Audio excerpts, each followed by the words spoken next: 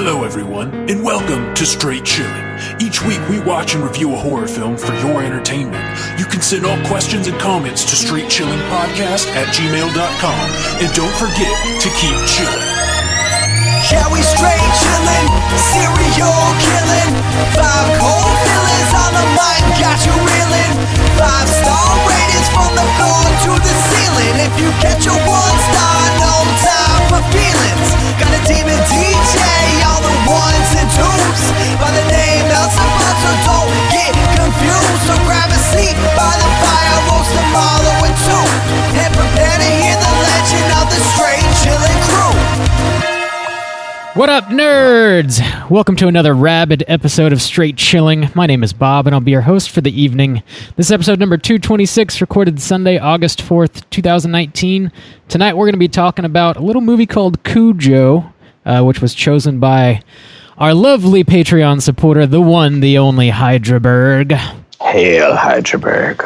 Before we get into the review, let me introduce everyone else on the show tonight.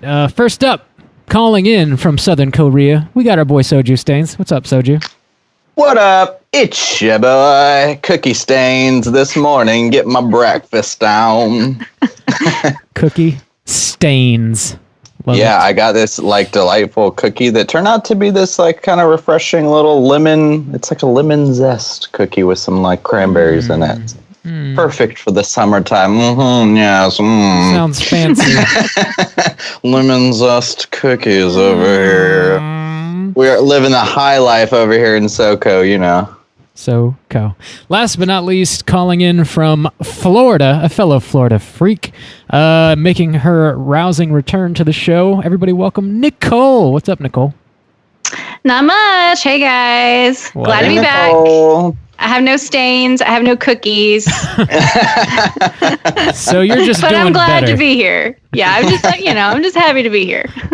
So you're presentable, okay? You're not eating breakfast, mid-cast, okay. Not eating cookies for breakfast Yeah. like Good an point, adult. Bob. Thanks, I mean, Bob. cake for breakfast is pretty great. So I applaud you. There you go. It That's goes a well with pastry. coffee. It's true. For sure. Let's tackle a little bit of housekeeping real quick. So the August poll pick has officially closed, and the winner of that was Army of Darkness. So we're going to be talking about that in a few weeks. Whoa, what up? To the What top, straight to the top. Shit, boy. All right. I guess we all know who chose Army of Darkness. Shabba. So that means Take that, Bob, in your face. nobody likes Scream 2, apparently. I found out. I'm the only one. What?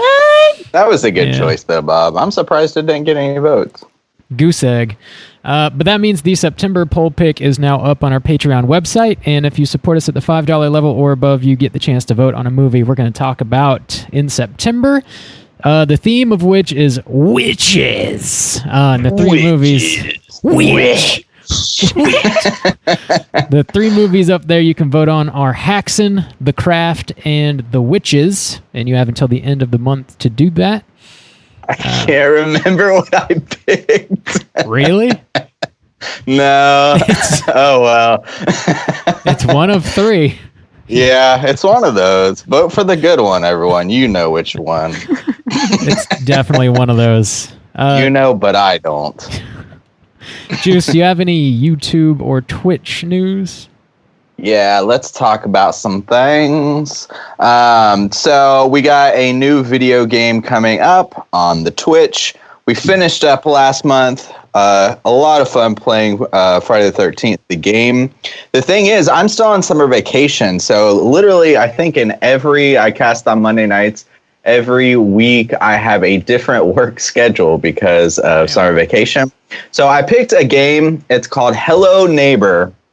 I picked up the Game Pass for Xbox recently, and it's kind of like Netflix. It lets you like download a bunch of games and play them as long as you're subscribed. So this was on there, and it's kind of like a Disturbia, like where your next door neighbor, he did something or whatever, and you gotta like sneak into his house and like uncover like his murders or whatever. But he obviously like tries to stop you, so like you have to like cause distractions and like run around. So it's like cartoon based, but it's also like very very like suspension, like tension and like, oh, where's he at? And is he going to catch you and kind of thing, and kind of unlocking this murder. So I'm going to play that. And I think it's a relatively short game. So I don't want to commit to anything too long. Like there was like Alien was on there that I kind of want to play, but I'll do that. And if we finish up early, then we'll maybe add in some extra Friday the 13th games. Because I think by the end of the month, I'll be more on a regular schedule because the kids will be like going back. So if I finish up the short game, Hello Neighbor, then maybe we can bring back some Friday the 13th to close out August, because we were all having a blast with that and it was super fun. It was a lot of fun. Yeah, so a little sad that we're not doing it tomorrow, but I'll try to knock out Hello Neighbor fast and maybe bring that back by the end of the month. Just in time for that spooky season, It's already here. It's already here, man. Full effect. Oh my God. We got the list going and everything, man. All kind of like, oh, what are we gonna watch? And it's getting nuts, dude. I'm so excited. Michael's already has their decorations out. It's legit. Yep. It's here. It's happened. Also, a reminder that we're going to be at GAM this August 17th. It's here in Jacksonville. The Game Arts and Music event that's held annually. We're going to have a table there set up, selling merch, shaking hands, talking about spooky stuff. So if you're local in the area, definitely swing by and hang out with us at the table. It's going to be a good time. And we got like some new merch stuff, and that's probably the only place you could get it at this point, right? Like the pins you saw on the enamel pins and stuff. Yeah, we've got some buttons and some enamel pins that, we don't really have them up on anywhere that you can get. We don't have a web store or whatever. We use like, T-Public. But so exclusive for the locals. Yeah, and some posters and stickers, and I think that's it. Some hugs, definitely some hugs. Ooh, scary hugs. Yes. So come hang out. But that's pretty much it for housekeeping. Let's go ahead and talk about what we've been watching this week. Hey gang, what you been watching? Juice, what you been watching? So I actually haven't been watching a whole lot, but I did get that Game Pass for Xbox. So I was going through the games, and one of them caught my eye, and it's this game that I've really been enjoying. It's called Hue.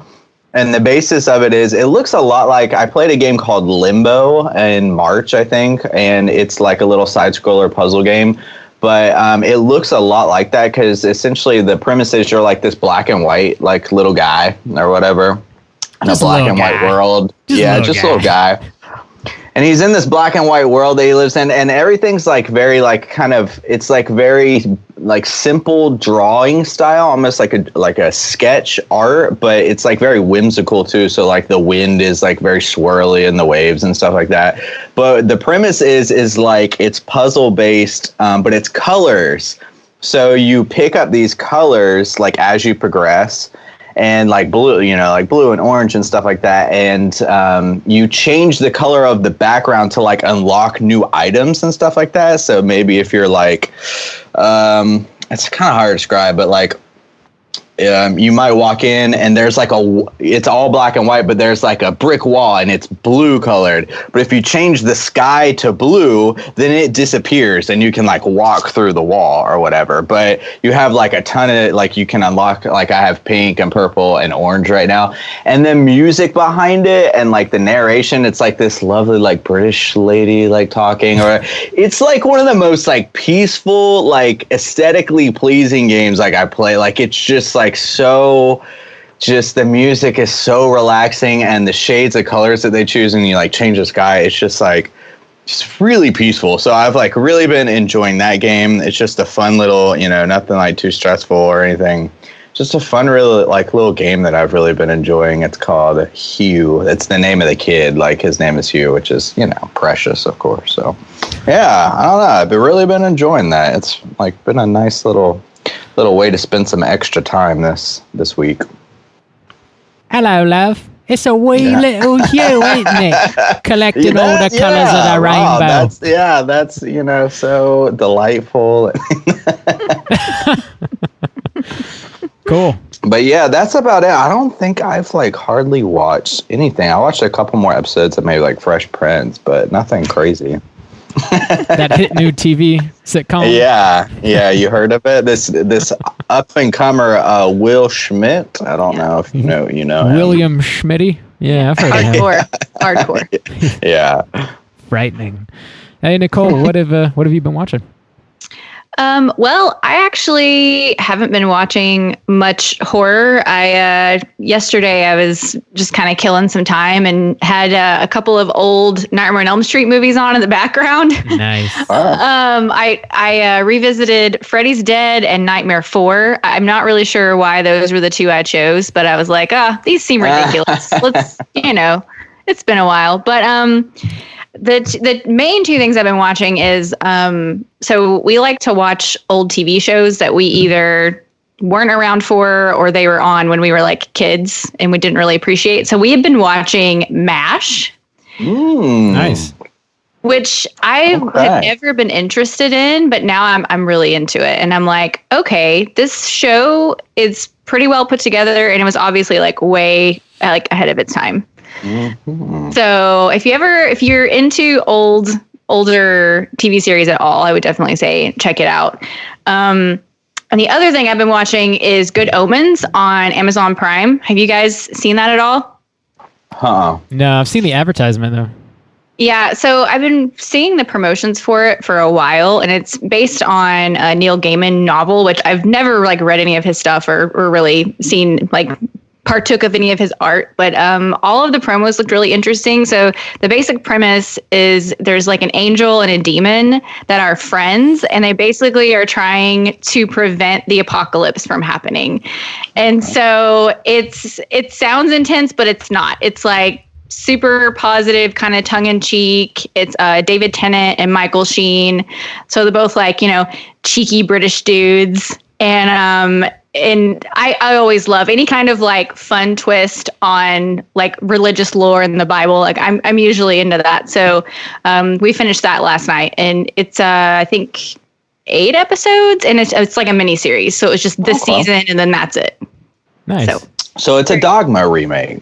So it definitely has Chris Rock in it, is what you're telling me. You know it. Spoiler alert. Cool. I want to play a game. Alanis Morissette is God. Okay, spoiler.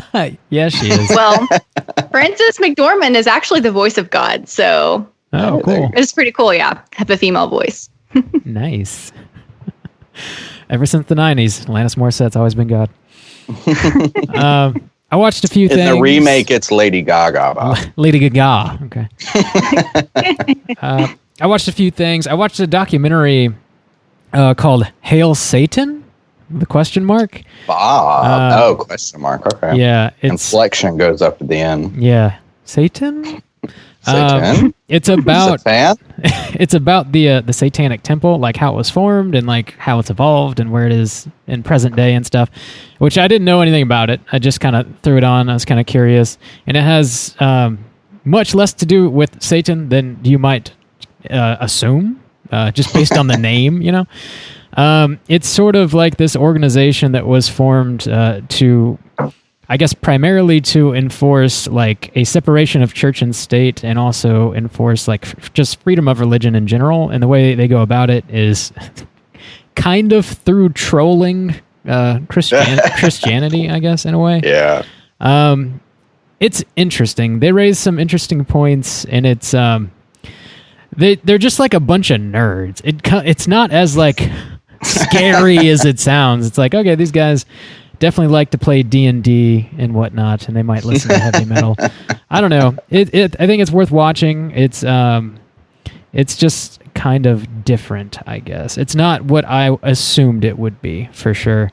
Nobody's like sacrificing anything, There's a lot of disappointed middle school metalheads out there. Probably. Threw that on. I know. Dude, check this out. Hail Satan. Oh, man, what the fuck? Yeah. They're really just trying to affect legislation and suing people. It's What is this political bullshit? not as metal as you might think. But it was an interesting documentary for sure. I recommend it. I streamed it on Amazon if you're into it. I also watched an old John Carpenter movie. It's called Someone's Watching Me. It's a movie he made early 1978, and it was it was the movie he made right before he made Halloween. It was a made-for-TV movie. It had Adrienne Barbeau in it. That's like how we met Adrienne Barbeau and they go on to get married. Yeah. But it's about this lady who moves into a high-rise apartment, and there's another high-rise right across the street, and there's this guy who is, surprise, watching her. And he's calling and, saying creepy things and leaving creepy notes and sending her presents and stuff like that. And it's very much you can tell it's got the makings of Halloween sort of percolating in this as you're watching it, with the use of a steady cam and the way the camera is kind of cruising through room to room, and it's the way it's paced out and just the general tone and vibe of it definitely feels Halloweenish, but it doesn't have the benefit of John Carpenter's music. Somebody else scored it. So it was kind of interesting to watch that, kind of see where Carpenter grew into making Halloween eventually. Yeah, I don't think I've ever heard of that one. Yeah, I think it's one of his lesser known joints, but Scream Factory put it out. They put out the vast majority of his movies actually, but I've been wanting to watch all of his stuff. I realized that I'd only seen maybe half the movies he had made, all the bigger named ones. I was I kind of want to watch the rest, see what else he's done. So I'm going to do that. Yeah, that's a new clutch for your jet ski, Bob. There you go. We can get into it, but I almost rode on a jet ski today. It didn't Well, happen. you couldn't afford it because you bought Carpenter's catalog. That's exactly correct. I also checked out the latest entry of that Hulu series, Into the Dark. Oh, yeah. You bring it up every month. I still forget that it exists. Every month. Yeah. What is this month? This month is called School Spirit. And it's about these kids who just go back in school because school is starting up. It's always themed per the month. Okay. So these high school kids, they go to school and they get detention the first weekend they're into school. So they go to school on Saturday, and it's very much somebody had the idea of what if we took The Breakfast Club and merged it with a high school slasher movie, and that's exactly what this is. Yeah. So the dean is in there, and he's just being a huge jerk, and I mean, the movie starts off exactly like The Breakfast Club, almost too similarly. You're okay, we get it. You like The Breakfast Club. I like that premise, though. It also sounds almost kind of a, Are You Afraid of the Dark kind of thing. Because you're looking at high school kids in a way to kind of scare younger kids or whatever. Yeah. That's kind of... But yeah, somebody's dressed up as the high school mascot and starts killing them one by one. So that's pretty cool. It's a solid entry. The ending is a little bit whack, but other than that, I enjoyed it a good bit. Right. Yeah, I really like that premise. Yeah, it's one of the upper tier Into the Dark installments for sure. Mm-hmm. And we've got one left, September, and then after that, I guess we'll see if they renew it for another year or not. Okay. Yeah, that'll be number 12. Yeah. We'll see. But that's what I've been watching. That's it. That's it. Let's get into the main event and talk about Cujo. Cooge, the old What's on the Cooge. back of the box? Cooge Magooge. Let's start off with the back of the box here. So Cujo from 1983 was directed by Louis Teague, and the synopsis is as follows. Cujo, a friendly St. Bernard, contracts rabies and conducts a reign of terror on a small American town. Thank you, IMDb. Kind of. Yeah. That was it, huh? Really just on his own backyard. Really. Yeah. Not a town. Not on a town. The whole town. The entire town. Really, yeah. It's really just one house. Yeah. His whole Yeah. backyard. Marketing. The whole town gets eaten alive. It's 1983. It was written by Stephen King, based on a novel written by Stephen King. Starring Dee Wallace, Daniel Hugh Kelly. Had you guys seen this movie before? And would you recommend people check it out? And have you guys read the book too? I have not read the book. I don't know if you guys have. Nicole, do you want to kick us off? Oh, there it is right there. There it is. YouTube. Yes, for everyone watching at home, I have my first edition Cujo next to me. Hey, there you go.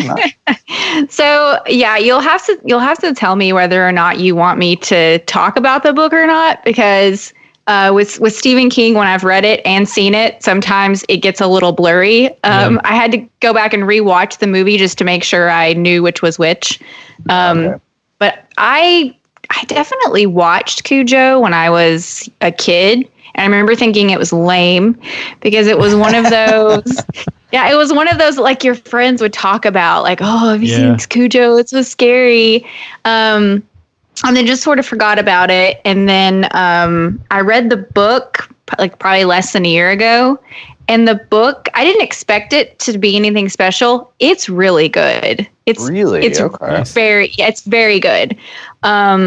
And so after I read the book, I was like, well, I need to go back and watch this again because my memory of it's not great, but I was a kid. So I rewatched it again, like probably less than a year ago, and liked it more, but still, of course, sound like a broken record. Didn't like it as much as the book, you know. Sure. Yeah. I think I would recommend it, though. I mean, I think it's one of those that like every horror fan kind of needs to see. And if you're also a Stephen King fan, then, you know, you got to do it. I mean, there are so many horrible Stephen King adaptations. Like this one is at least decent. It's not ridiculous like some of them are. Yeah. Yeah. And I think if there are certain like differences between the book and the movie or just anything you want to mention about having read the book, definitely mention it. I'm always curious. Please talk about it. Yeah, okay. to know the differences. Sure. I will do. Sweet. Juice, what about you? Yeah, I'm a little surprised, honestly, because I feel like I've never seen Cujo before, but Cujo has this infamousy, like I've heard of Cujo. I know of like the general premise and everything like that. And it feels like that name does just kind of, I don't know. I feel like it holds a lot of weight. And I was kind of surprised once I actually watched it. I was like, this is the movie? It's just kind of known? I don't know. I feel like that weight, I'm kind of confused about where it comes from. How it's gotten, I don't know. I'm you were underwhelmed. Well, yeah, I'm just because I'm trying to think about myself, why do I know of Cujo and how and and I can't really answer that question, honestly. I don't know at what point I became familiar with the name Cujo and just the general premise, but I've definitely never seen this before. And it is one of those movies and names and books that just kind of I feel like a lot of people are aware of. So, yeah, the thing about it is once I realized what the actual, getting into the movie, once I realized, I was I don't feel like this is horror to me. Especially coming from oh, it's a Stephen King novel. So that's why I want to know more about the book. Cause I was this is an adult, old Yeller. I was just it wasn't horrifying to me.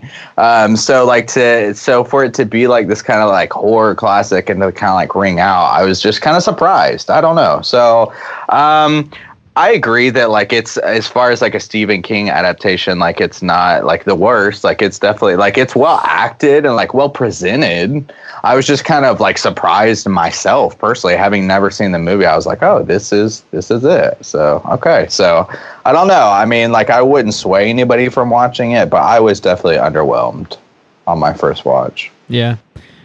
This is one of those movies that everybody knows about because the term Cujo is just so deeply ingrained in American culture because anytime you see a dog that growls a little bit, you're oh, it's damn Cujo, you know. Oh, just everybody kind of throws that around.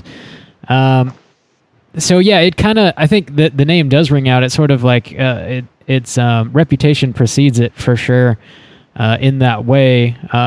But it's definitely one that I had never seen before either, and it's okay. I think it's sort of like middle of the road as far as Stephen King movie adaptations go. It has some problems, but it definitely like does some stuff right. Specifically, I think towards the end of the movie, when you actually get into the Cujo part, when like finally you get the Cujo, you're like, oh, man, okay, cool. So yeah, I'd give it like a light recommendation for sure. But we can get into all the specifics and whatnot in a minute. So yeah, I'll drop that spoiler warning. Here we go. Spoiler warning. All right, Cujo. Yeah, so I don't know why, but like I was so surprised to just realize like, oh, this is a movie about a dog that gets rabies. Yeah. Like I don't know why that was so surprising or felt so underwhelming to me. You didn't know that? Like not particular. Like I knew it was about like a wild dog that like killed people. Like so I knew it was that. Uh-huh. But the first scene is this dog and he's like chasing a rabbit and he chases it kind of down in this like little hole cave or whatever.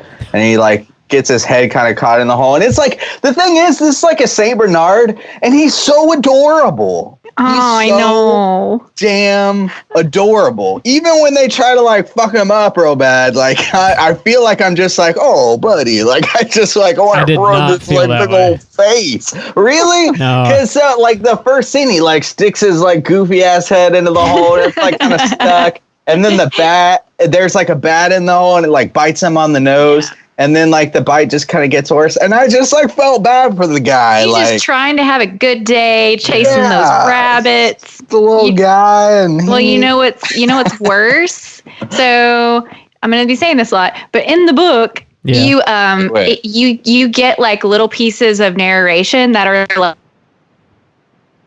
like what he's saying. And so that makes it even worse because like he has thoughts about like the man and the boy and like whenever he starts to experience like the effects of the bite, it describes how he's like in pain and he doesn't understand why he's angry. So you get thoughts from the dog in the book. Is the book written from the dog's perspective? No, there's just like little excerpts here and there where you just sort of get like his perspective. That's super sad. Okay. It really is really sad. Like the book in general, just like I think the reason why it's so good is like pretty much the same events happen, except there's one big difference at the end, and we'll talk about that later. But like all the same events happen, but Stephen King is basically a master of characters, and so it goes really deep into kind of like all these different families. So you have like the main family, the Trenton family with the little boy. And then you have Cujo's family, basically. And you get to know all about that family situation and its horribleness. And then how if like it sets up, there are so many like little mishaps that happen.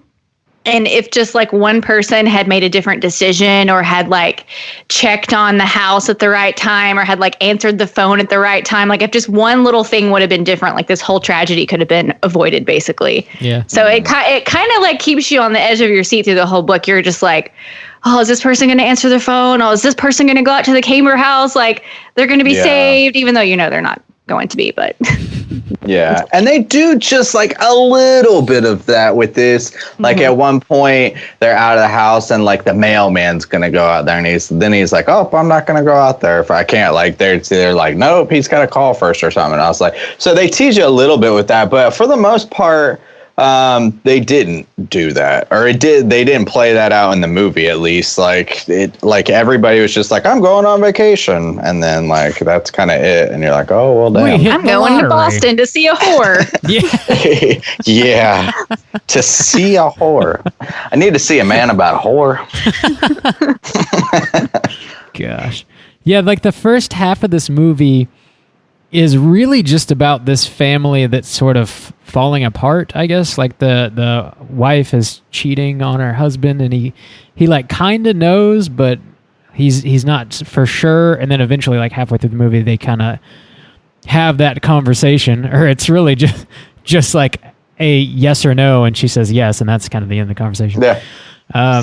Well, he sees them. He's coming home like early one day or something. He like drives by a street and like he's like sees them like arguing or whatever. And then he kind of confronts her later about it. But yeah, and that the weird thing about that is like we spent a lot of time with this family, and like I understand why now, but it's not Cujo's family. Yeah. Like I guess the insertion of like Cujo into this movie, it's just like it doesn't like flow well to me. It's just like we're with this family, and that's why I was like it doesn't feel like horror, because like we see Cujo get bit at like the first scene, and then like the next 45 minutes it's just about this family, and then they're like you see the cheating, but they also have a young kid, and they're just like he's scared of the dark, and then the guy has like a problem at work, and it's just like this regular like just life. You're just watching this middle class young family like live life, and you're like, well, but even they're getting their car fixed, like God, like, even though you spend like half the movie kind of getting to know these characters. Like, I get it. Like, the idea is that you learn about them and become invested in them, but you don't really get to know much about them. The way that they're written, they're still pretty, like, one-dimensional. So by the time we're in the car with the wife and her son, you don't really know them. You're supposed to be invested at that point, but I wasn't. And I think that's probably the biggest problem I had with the movie. I agree. Because then it even feels, I think it feels, once Cujo does attack the car, it feels like they're in the car forever. It does, yeah. And it's like, and parts of it are scary and intense, but then you're just like, man, is he still running at that window, that same window? I know, God damn. Yeah, because that's the thing is like he gets rabies. The dad, he's got a problem at work, so he has to fly away or whatever, or to deal with it somewhere else. So he's going to go on a 10-day vacation. Oh, he forgot to like take the car in to get it fixed, and they go to this mechanic. He like kind of lives off the back road, so it's not like in the city or whatever. So okay, the wife's got to drive the car there. Well, it just so happens that the mechanic they won the lottery, so his wife and her kid also leave, and before like the mechanic gets a chance to leave, he gets like killed by Cujo. So like two people die from Cujo, the guy and his friend, the mechanic farmer guy kills two cops, doesn't he? He kills one cop. Later, like much later. Not at the beginning. I thought you were just talking about total kills. Oh, no. Just like leading up to the story. So like, so he like, okay, the dog finally starts to go wild. He kills the people. I'm just like the situation that they're in. So, the lady, her husband forgot to take the car in. So she's got to take the car in. She doesn't know they're like supposed to go on vacation or whatever. She takes the car in. Of course, the car breaks down because it's broken, but the guy's dead. The dog attacks the car. The woman and her kids just sit in the car. They sit in the car while it's attacked by a dog. Sometimes, like, there's one time where the phone rings and the dog like starts going crazy, so he actually like attacks the car. So he like rams himself into the car and like dents the door, and then he kind of like shatters one of the windows, but not to a point where he can get in. It's just like broken, and so they're scared. And the biggest thing about this too is not only are they sitting in the car, but it's a woman who we've already been shown is like kind of a piece of shit. She's cheating on her husband and shit like that. And she's not like a super like likable character. So it's her, and the only person she has to interact with is a kid who's just like screaming the whole damn time. Like that annoying like 4 or 5-year-old child scream where like you're in Walmart and you're like, oh my God, I gotta get out of this aisle because this kid is like driving me banana. But it's a movie, so you can't go anywhere. You're trapped in the car with him. Kid is just screaming, and you're like, God damn, this isn't particularly pleasurable to watch. But it's also not. I'm not like scared for them either. I'm not like, are they gonna start? I'm almost like, damn, I hope that dog gets that kid. Oh my gosh. Yeah, well, and I think this is where, the book is able to like delve into territory that a film just can't, or this one didn't anyway. And that's that I think that Donna, the mom, in the book, you do definitely feel more for her because you've been with her character. So you understand like why she cheated on her husband and like what she's going through and all of that. And then but even more important is that like when they're in the car, because I feel like in the movie, you keep thinking like, you could go, like there's an opportunity to go, like why aren't you going? And in the book he does a really great job of like putting you in her mindset where she sees some opportunities and she really wants to like take the chance and like go run to the door when there's like a tiny distraction, but then she thinks, but what if it doesn't work and he gets in the car and eats my child? Or what if it doesn't work and he gets me and then Tad is left all alone out here? So it's like a real struggle where like she wants to do what like you would probably do, but then she's so worried about what might happen to her kid if she makes the wrong decision that she's just kind of like paralyzed in this car, which I think the film does that a little bit. But having the benefit of, having read the book, I think just like sort of adds that a little bit of extra layer that helps you understand like why she doesn't ever take a chance. Yeah, and that would be like if you're reading like her mind perspective, because you do get like a little bit of that, because you understand like, because she does try to take a chance at one point and she gets like her leg bitten or whatever, and she like barely gets, or the dog gets in the car and she is able to like get him out or whatever, and so you're like, oh damn, like yeah, that kid, he'd be eaten up real quick. But it's just not. Like they try to add this aspect too where the kid like starts to have like seizures, and I'm like, I guess it's just like dehydration because they're stuck in the car for I guess so hot a couple of days. Because like when the husband comes home, he's been like, hey, she hasn't been answering the phone for like 2 days or something like that. So I'm like, okay, they've been there for a while, but then like he starts having seizures, and I'm like, what? Like I guess the urgency you didn't feel it in the movie. It really just feels like they're sitting in the car. Yeah, and they are. I think at that point, so it's pretty effective to me. Like the rabid dog comes off like terrifying. It's like so gross looking with like the pus and the blood and just like the dirty matted fur, and it's massive. This freaking dog is like 160 pounds or so. Like it's a big old dog. So, like, that really comes off well. I think they did that well. You're just not super scared for the characters because you're not invested in them, really. And that's a hard thing to do, though. It seems like, the way you described the book would definitely get you in the car with them and, like, really feel the situation more. But it's hard to do all that inner monologue stuff in a movie. That's like... It's one of those things. I don't know if you guys have seen Gerald's Game, the Netflix movie. That was an adaptation. I still haven't. You always talk about it. It's good, man. They do that so well. They get you in that character's head, and it's just her, and she's like, handcuffed to a bed for the whole movie. It's just her, but it's very psychological, and you get all up in her brain, and it makes the movie work. But I think that would be difficult to do in this situation, but there's probably a way to do it that someone smarter than me could figure it out. Yeah. See, I'm kind of on the opposite end of you. I actually didn't find the dog terrifying. Really? And still, like, what it made me think of? Because we were just talking about, like, last week, I think. Like when we were talking about John Travolta and how they like, you're like, yeah, I understand you want to make John Travolta look weird. It's like when I saw the dog, most of the time, like he's just like there and like, yeah, he's got like the pus and like the blood on him, but like he growls like every, like 2 times or something. Like when she gets out of the car, he'll like growl and they'll like kind of show his isolated face. So I'm like, yeah, okay, I understand you wanting to make a dog look menacing, but at the same time, like, he's just like a cute like Saint Bernard dog, and I feel like I know on the other side of this lens there's just a trainer who's like playing with this dog. So I'm like, it's almost like I see the strings, and it's funny, like this thought popped in my head. I feel like this would have been like almost better to show less. And the thought that came into my head was the Sandlot, like where you're scared of a dog. Yeah. So I know that's definitely got a different kind of vibe to it, but it's where like these kids, they're scared of this dog and they have like this whole like image in their head. And this whole time, like it's just the myth of this dog. In the end, it is a big dog, but it's like just, it's still a dog.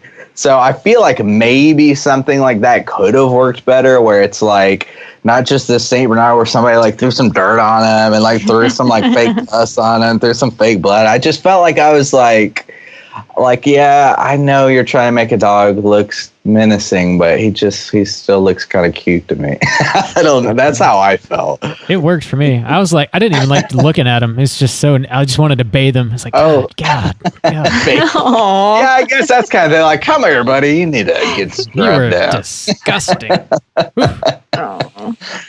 And it is very sad because the first time they bring their car, Cujo's so sweet, and his little boy is like, oh, Cujo likes people, like he's nice, and he is so nice. And so it does kind of get me when he goes from being this like likable dog to the next time they see him, he's a monster. Yeah. And I guess that could be the other thing that like I felt like, and I know you're going off a book and it's like 83 too, so it's really taboo. But like when the kid first sees Cujo, he sees him like in the fog or whatever before he's even killed anybody. It's like where he turns, and I was like, oh my God, like if he ate that kid, like if the kid, like God, how terrible would you feel if he ate the kid, but he doesn't eat the kid. Yeah. So I was just like, he eats the shitty farmer and he eats the shitty farmer's friend. And then he kills a cop who like strolls up. That's it, dude. Like there's no, like, I'm like, oh, cool. I'm glad that dude's kind of dead. Like, and he's kind of dead. And then he bites the chick's leg. Yeah. And then I just like, there's nothing like if he killed the kid, like if he mauled a kid, then I'd be like, oh shit, like that's horrifying. Yeah. But yeah, I do feel like they could have, they definitely could have upped the gore factor, and that would have probably helped a little bit.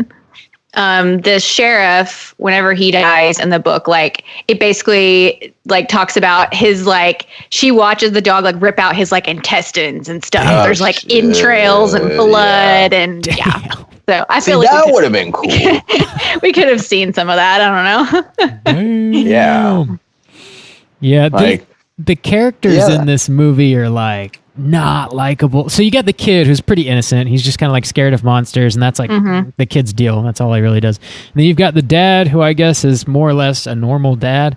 And then everybody else is like kind of shitty. So when they die, you're like, well, I'm kind of glad I don't have to deal with that character anymore. They're dead. That's nice.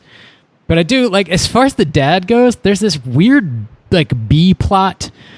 I guess he works for like an ad agency of some sort. Yeah. Yes. They get this account for this company called Sharp Cereal, and the cereal is like dyed red with this red food dye, and it's making these kids like shit and pee red because of the red food dye. So the parents are like freaking out, thinking their kids are like pissing and shitting blood and stuff.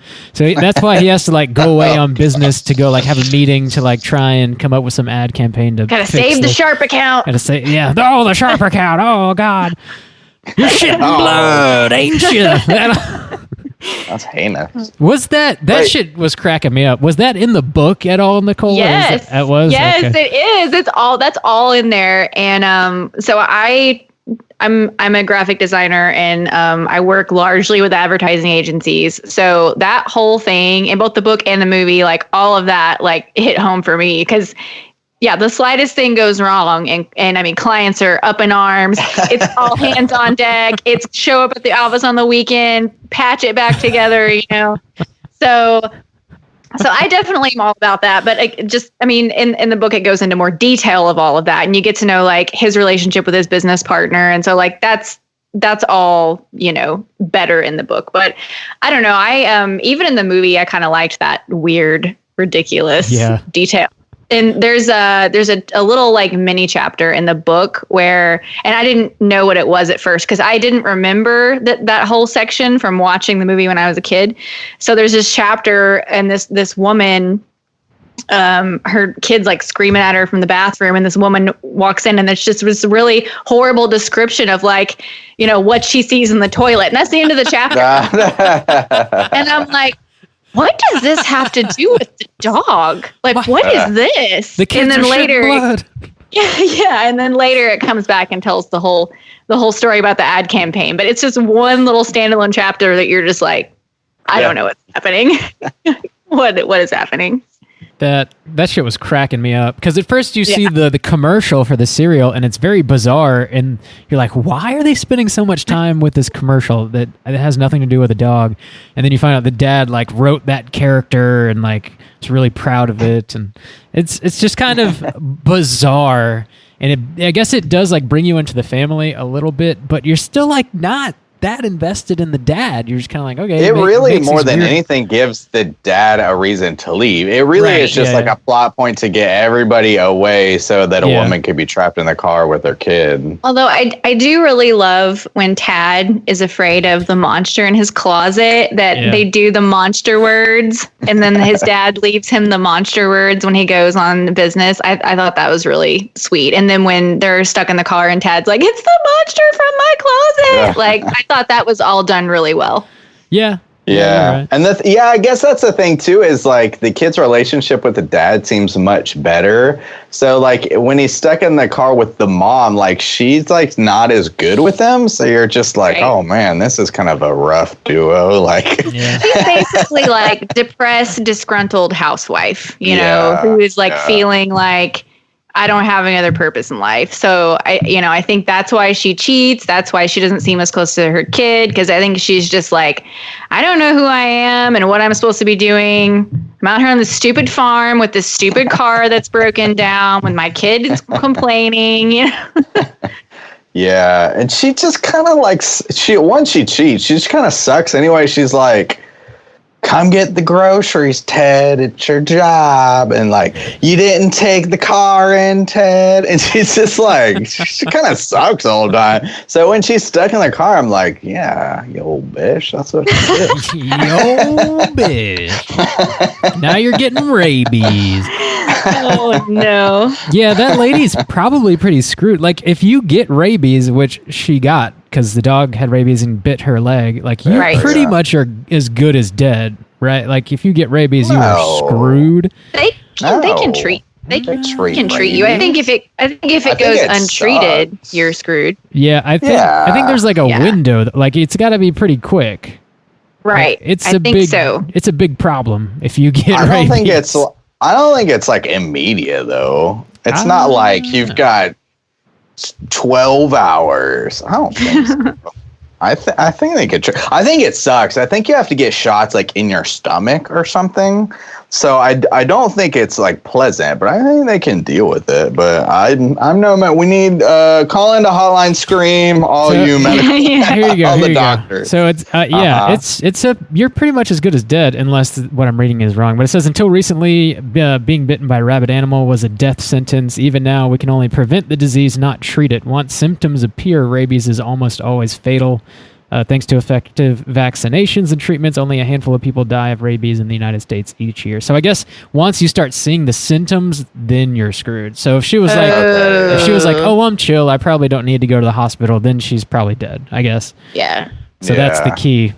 I guess if she had got like bitten, like fur, like if they're there for like 2 or 3 days and like she stepped out of the car and she got bitten or whatever, then that could have played into effect. Like, oh shit, I don't know how long it takes like rabies start to like bend, but like really she didn't get bitten until like she kind of started getting desperate. I was like, oh, I gotta make a run for it, and then like that she got screwed. So that didn't really even play into. But that could have been cool. Like, oh shit, I got bitten, and like one of my kids like dehydrating, and like I'm bleeding, and oh the rabies are setting in. I got the rabies. I got the rabies, Tad. So actually, it takes a while. So for the incubation period for rabies ranges on average from 2 to 8 weeks. So yeah, see, I think you got a while, but I think that's why they're like, if you ever think like, oh, like if a dog like scratched you or bit you, like to like go and check it out or whatever, because Because you could just be like, oh, I'm fine, and then like 3 weeks down the way, you're like, oh shit, and didn't get it treated. Yeah. I did think it was like one of the symptoms of having rabies is like you can't drink water, like you just can't swallow for some reason. And that's like one of the key factors in this when they're stuck in the car is like they don't have water. They're becoming like crazy dehydrated. So they're like almost experiencing one of the symptoms of rabies anyways. I don't know if that was like on Stephen King's mind or anything, or if that has anything to do with it, but I thought that was a great observation. Yeah. I observed. Yeah, that's interesting. Yeah, but in the end, they like kill the dog. See, that's kind of the thing too. Is like what ends up happening is like, okay, a cop shows up too because so the lover, she breaks up with him and he goes crazy and he like tears up their house. And the dad he's like trying to call when he's on vacation. The wife doesn't pick up. She's stuck in the car. So he comes back, but the house is all tore up. So he's like, oh shit. So he calls the Popes. And so they start listing off all of it like, oh, okay, the car is not here. Well, she probably took a mechanic. So Pope drives out to the house. Pope gets tore up. So the lady at this point is like, Pope. Oh, the kid. He drops his gun immediately. The kid starts to have a seizure. So like the woman, she has to do something at this point. So she just kind of like makes a run. So I guess what the kind of like disappointing thing too, it all culminates into like she has to make a run for it and she ends up killing the dog. Like she gets a baseball bat, she breaks it on the dog and then like stabs the dog with the broken wood, and then like she thinks it's dead. She goes to like use the phone in the house or something. Oh shit, the dog busts through the window, but she's got the Pope's gun. Boom, boom, boom, dog's dead. And that's like, so it all just kind of culminates in like a showdown anyways. Yeah. Like that you've just been like sitting in this car waiting for. It's not like, like 12 cops show up and like fight this dog or anything. It's just like, she makes a run for it and she makes it. Well, I do think it's important though that like she's ultimately the one to dispatch to the dog, especially because we've been in there with her in that car. Yeah. We want her to get out of the car. We've been wanting her to like do something, and she finally is so desperate that she's like, "Screw it, I am going to end this." And I love that she beats him with a bat. Boom. So I'm glad the cops didn't show up. I mean, her husband showed up at just the right time, but I am glad that she did it herself. That's true. That would be, I guess it's not just shut up with a gun. It was like pop, pop. Do you want to know the big difference between the end of the movie and the end of the book? Definitely. Okay, so if anybody out there listening wants to read the book, like just, skip ahead a little bit. Double spoiler warning. Tad dies. Oh, boy dies. Yeah. So from everything. The seizure? Yeah. So so everything happens the same. Because he's had a few little like seizures, and she knows my kid's dehydrated. He's going to die of a heat stroke if I don't do something. And so that at that moment when she gets out and beats him to death, after he's dead and she goes back into the car, the little boy is dead. Damn. Like she waited too long and now he's dead. See, I thought they did that twice. They like teased it twice when she was in the car and checking on him. Like I thought he was like dead. Like he has a scene and like she's just kind of checking on him. He's just like laying in the back and he looks dead. Like, and she even like listens to his heartbeat, and that's when she decides. And then she also gets him and takes him into the house and he's not breathing. She tries to like CPR, and that's when he comes back. But I thought he was dead then too, and I was like, okay, that probably would have hit more home. Like, oh shit, the kid like didn't make it, or he was scared of the monsters, and you would have like felt bad. And that's why I feel like, it was made in '83, and again I said like, oh, the he didn't maul the kid in the fog, and that would have been more effective. Or again, like if they followed the book, like this kid died, like that certainly would have been more effective. But I know killing kids is like they did not have the guts to do it. And I even thought that at the very end, like when she walks out of the house with him in her arms, like and gives him over to her husband, like you're not sure. But then at the very last second, you like see his arm go up around the dad's shoulder. And so, he's alive. And I thought, what if they at least would have just kind of like left it open-ended? Like if she just handed him to the dad and you never saw the kid move for sure. And then you could have like decided like, did they make it? Did they not make it?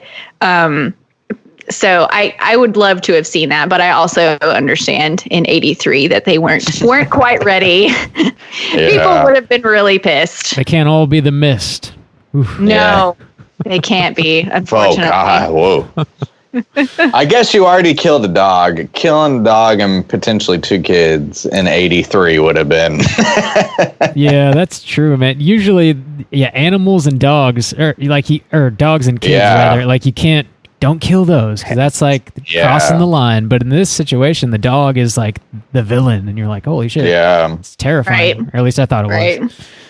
I will say this though, as far as like terrifying and like the truth kind of goes. So in a real life experience, one day I was out at my dad's house and he had his dog in the yard, which is like a little, like, God, I'm terrible with like dog breeds or I don't know. It's like a smaller dog, like a Yorkie or something like that. There was a woman like running by and she had a pit bull on a leash or whatever.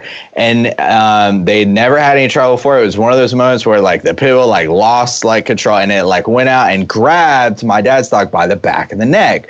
So we were out there, me and my dad, and then I went inside. My brother was inside too. So like 3 essentially like grown men. And we were working construction at the time. We had like steel-toed boots on and like we got like a crowbar or something. And this is a pit bull, so smaller than like Saint Bernard or whatever. We were like beating that thing, like kicking it. Because the dog, my dad's dog, was still alive, but every now and then, like it had it by the back of the neck, it would like try to shake it around or whatever. And so it had like a leash, so we were like trying to like reback. We were like kicking it and like beating it. And dude, that dog was like a tank, dude, like a tank. I mean, like 3 grown men out there, like trying to pry this dog from this other dog's like jaws. I mean, it was like, they say like it locks into it. There was no like, and it got to a point to where we had a knife and we were almost like going to kill it. And like, something happened. It eventually like let go or whatever. But I mean, when it let go, the dog didn't even act like it was like fucked up. It wasn't like, or I mean, we were like rearing back and like kicking that dog like in the ribs with steel-toed boots. And I was like, he just like, after it let go, he's like totally, he was like, oh, hey, what's up, guys? What's going on? That is like insane. Dude, so, I mean, I can't imagine, like, if a Saint Bernard really, like, went fucking crazy and was, like, trying to kill that lady, like, that lady would be dead. Like, she would be dead. Like, I mean, it was, like, so just having firsthand, sometimes you see and you're like, oh, like, but I was like, dude, I've seen a dog get beat, but with a crowbar, a much smaller dog, and, like, still just be like, no problem. And like wouldn't let go of the dog or anything. It was crazy. What somebody told me after the fact, they were like, pull a dog's tail or whatever, because it's like, oh shit, that's my weak spot or something like that. Or like, yeah, so like if you like pull a dog's tail, they're like, oh shit, wait, what are you doing? That's my tail. So at the end of this story, these 2 dogs were both okay. So yeah, the dog, yeah. That's the craziest part. Yeah. What both the live. Shit? Yeah. And the thing, we were at the point where we were about to like stab the dog. That's even the lady who owned the dog was like, kill it. Oh my God. Dude, because the other dogs was so terrifying. This experience was more terrifying because the other dog was screaming. It would like shake it around and the other dog would be like, ah, bah, bah. And everybody was freaking the fuck out. Gosh. And like, so it got to a point where the woman, and of course the woman was hysterical, so it's freaking us out. There's a dog screaming. There's another dog that seems rabid. There's a hysterical woman who's screaming. I'm kicking a dog in the ribs and I feel terrible. I don't want to kick a dog in the ribs. Like, I feel like shit. Like, and then like somebody like busts out a knife and I was just like, we're about to like stab a dog. And like, in this moment, I'm just like, this is fucking. So just to say that I have been in an experience where I feel like that, like the terror of like, oh, a dog. No, that shit, especially this big old Saint Bernard, that shit's like big. Like that would be scary. But there's your Slack channel name, by the way, Stab a Dog. I'm about to stab a dog. That is some wild shit, man. Dude, that shit happened. Yeah, it was nuts. Jeez. Yep. Woo. That's why you always own Shih Tzus only. That's Sure. the preferred breed of my family. We had my roommate was dog sitting this weekend, and the dog was half bulldog and half Shih Tzu. So it was actually like a bullshit breed. Freaking adorable, the cutest little puppy. Oh my gosh. That sounds nuts. It looked like a normal Shih Tzu. It was a little bit smaller than an average Shih Tzu, but its front legs were all like beefed out like a bulldog's legs. But the rest of it was like a normal Shih Tzu. It was really funny looking. It's this tiny little thing with like just beefy front legs. It was adorable. She's awesome. Anyway, yeah, that dog didn't maul anything or get mauled. So good weekend. Good way to end with a happy story there. Hey. Yeah. So is there anything else you guys want to touch on regarding this movie before we rate it? Oh, I'm good. Okay. I mean, we gonna talk about cooters? Oh, we will get there. We'll get there. Okay. Oh, I'm jumping the gun. Sorry. Yeah, Bob, did you fix that cooter bump? We need to get our bumps lined up. No. So I did. Bumps are in the shitter right now. We did. Well, Alan, it's not an interesting story. The answer is no. I did not. I tried, but no. Right. So yeah, let's go ahead and rate this thing out of 5. Nicole, would you care to kick us off? How are you feeling about Cujo? Okay, so I thought long and hard about this. I feel like this is a difficult movie to rate for lots of reasons. And I tried to put like nostalgia to the side a little bit. And I think, Justin, the reason why you heard about this so much when you were a kid and you're like, I don't know where, I don't know why, because, you know, right now Stephen King is like huge in pop culture. Like he's everywhere. People are adapting all his work. Everybody knows Pennywise. Like everybody knows Stephen King's work right now. Well, back when this movie came out, it was the first time that ever happened. Oh. And so his stuff, just like now, I mean, it was everywhere. It was all over pop culture. Everybody wanted to know what the next Stephen King thing was going to be. And so I think that's probably why we all know Cujo. Is just because of that whole boom. It's probably the same reason why in 20 or 30 years people are going to know Pennywise, just because of what's happening now. So, but I think I'm going to have to go with a 2.75. Ooh. Because I feel like 3 is just a little too high, but 2.5 is just a little too low. I mean, I think that the acting was pretty good. The character development was like decent, but there's just a lot more room there. And ultimately, even though I like a good slow burn and I like that we spent a lot of time with the family, I just feel like it's just a little boring and could go with a little more gore. So 2.75. Solid. All right. Justin, what about you? Yeah, it's hard to rate this because, again, by the end of it, I was like, I don't feel like that was horror. Like 2 people died, and that wasn't, or 3 people died. There wasn't a lot of gore. And there wasn't a lot of tension for me, but it was like well acted, and like the story was like interesting enough, like, you know, the family dynamics and stuff like that.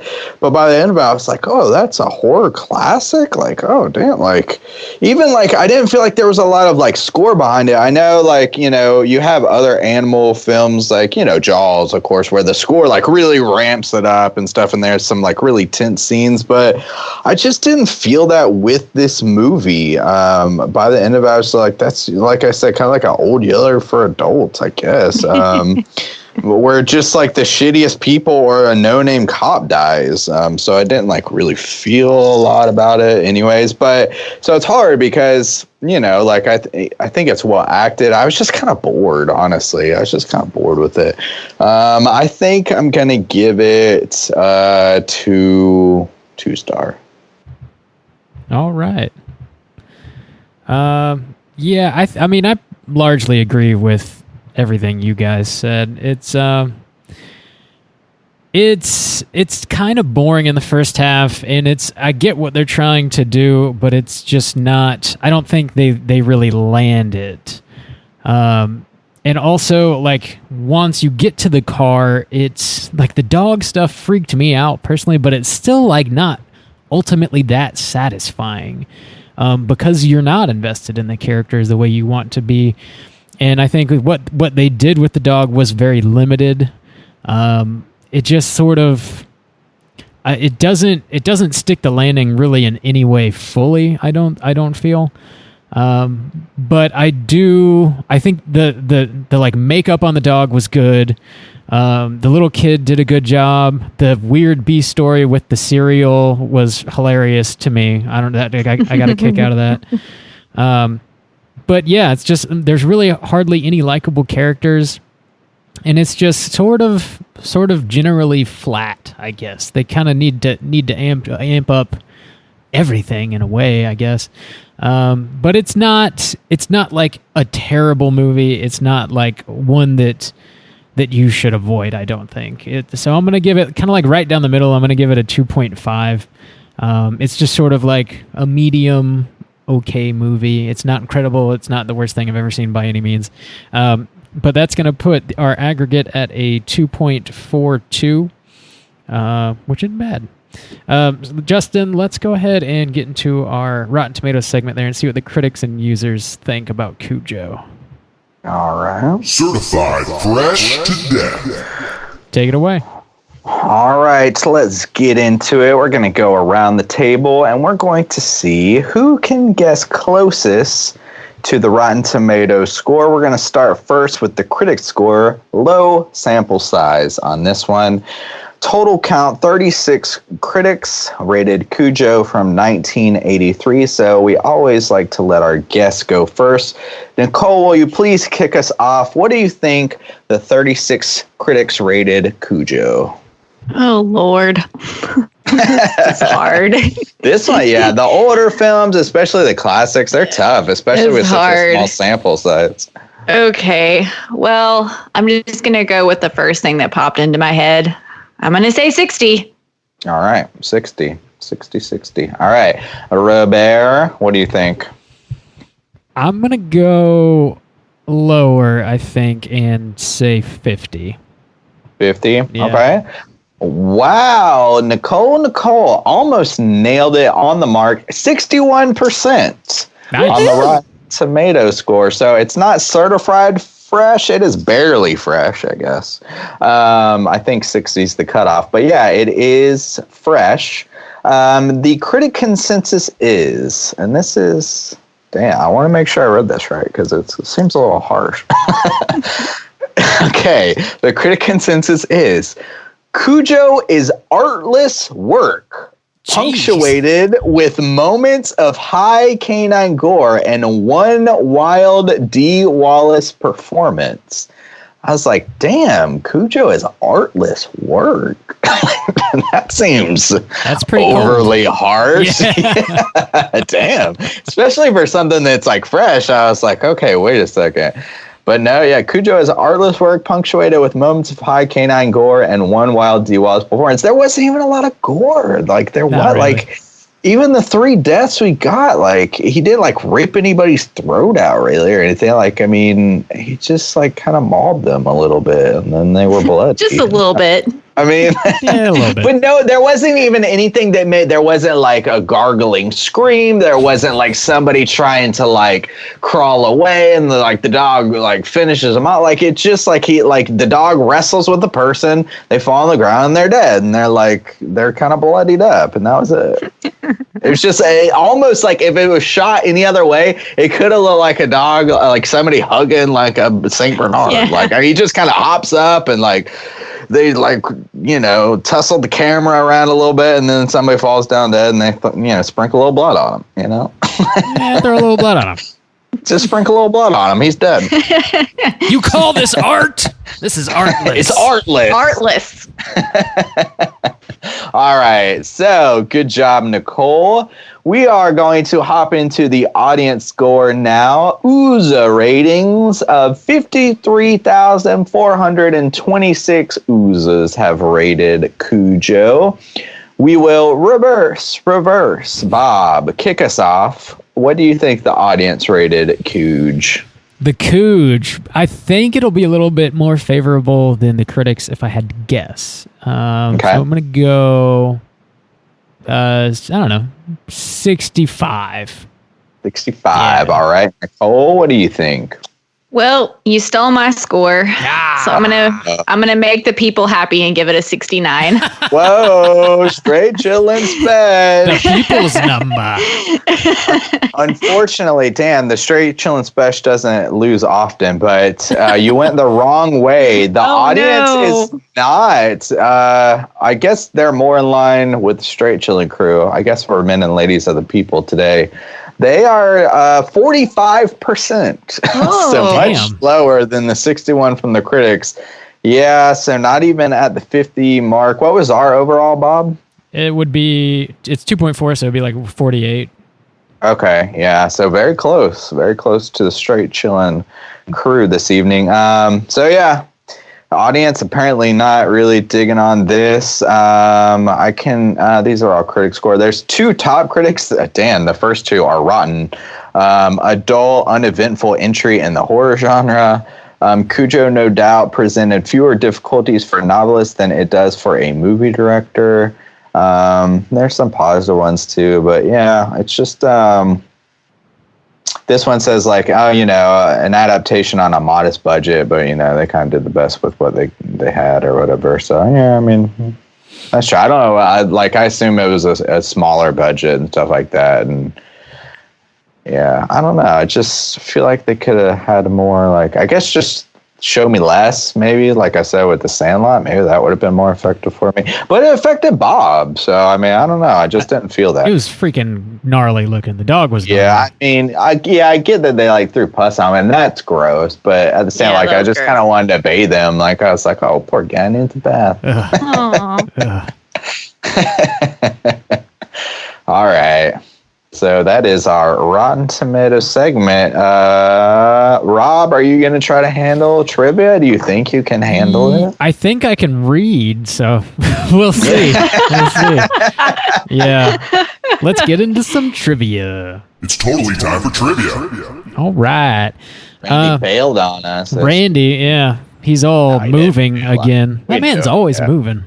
He's on the move. For real. Constantly On the move. moving. Where's he moving this time? Let's Would it- get his address on him. So Let's blast it out. Everybody show up at Randy's new place. Yeah, he will be in the Chicago area, so yeah, I think he's about maybe 45, like Chicago, like suburbia or something like that. yeah. Randy Suburban Randy. will in no doubt be coming to a city near you at some point, so keep an eye out. It's a Randy tour. Yeah, one-man band touring the country. But yeah, let's get into a little bit of trivia here. So this is coming at you courtesy of IMDb. So 5 St. Bernards were used in the filming of this. Also 1 mechanical dog head and just a guy in a dog costume, I guess. Oof. I didn't spot that. That's really Right? funny to That's think about. Pretty Yeah. good. Random. To make the St. Bernards attack the car, animal trainers put the dog's favorite toys inside the car so the dogs would try to get them. See, it just seems so precious to me. That's why I was trying to get their toys in there. That's sweet. Apparently, the dogs featured in the film would often have their tails tied to their legs because the dogs would be enjoying themselves so much they would be wagging their tails during Wagging. filming. So, and there's apparently one scene where they forgot to tie the dog's tail down, and he's like filmed from behind, and you just see him wagging his tail. He's stoked. Oh, see, that's what I'm talking about. Yeah. Just too hard to make them menacing. Stephen King admitted several times that he was so deep in his alcohol addiction at the time that he doesn't remember writing this book, apparently, which is crazy. Because I Yeah. assume That's it nuts. probably took him a while to write, so that's a long... that's an I expansive... feel like he has said that about several books, right? I feel like that's Yeah. not the only time he said that. I think this is the only book he said that about. But Is it? Okay. He has been very, very open about his coke fueled Yeah. writing That's for so sure. nuts to me. I completely understand it in one aspect. Like, oh yeah, I've forgotten some shit like while getting fucked up. But like to make a piece of like work, Yeah. like like I've had like rough nights, but I doubt that he wrote this in a night. So to not remember, like even if you wrote it like in a week or like holy shit. Like I forgot the year 1981, like the whole year, you know, like or whenever he wrote it. Yeah. Even if it was like 2 or 3 months, it's like, damn, that's a lot of shit you're doing, guy. Well, I guess that's how you come up with, you know, red dye advertising campaign ridiculousness. Yeah. You know, you just got to be high enough. Wouldn't that be like real? That would be a very interesting perspective to have, though. Can you imagine reading a book by yourself that you have no recollection? So you're able to experience it the way like other people experience it. Isn't that like that's like a perspective nobody can really have? Like, like if you listen to a song, I know like sometimes I've heard like musicians say like, oh, we went in the studio, I was fucked up, I don't remember recording that song. That makes a little more sense because you can do it like in a shorter amount of time. You just kind of like whip something out. But what an interesting perspective to like hear a song that you wrote but don't remember and like being able to or like read a book that you like wrote that you don't remember. It's like, oh, that would be okay. Here you go. September 1977 to March 1981. That's how long it took to write this book. 4 years. Yeah. Jeez. But 77 to 81. Holy shit. Cocaine is a hell of a drug. I don't remember 4 years. Not. Oh my god. And he was writing a whole bunch of other stuff at the same time. So I don't know. Yeah. So it is weird that he would make the claim that he doesn't remember writing this book when he writes multiple things at a time. So would he like go on a binge and work on this in particular? Like, who knows? Who knows? I'm only going to write Cujo when I'm completely fucked up. High as shit. Tabby, where did this other book come from? I don't know what this is. Did you write this? What is the Cooge? A Cooger? The hell's a Cooger? Damn, I should have gone with the Cooge stains. Damn. Cooge stains. It's never missed opportunities. It's never too late. Apparently, the foam that was around Cujo's mouth was made of egg whites and sugar, which was problematic because the dogs were constantly licking the tastiness off.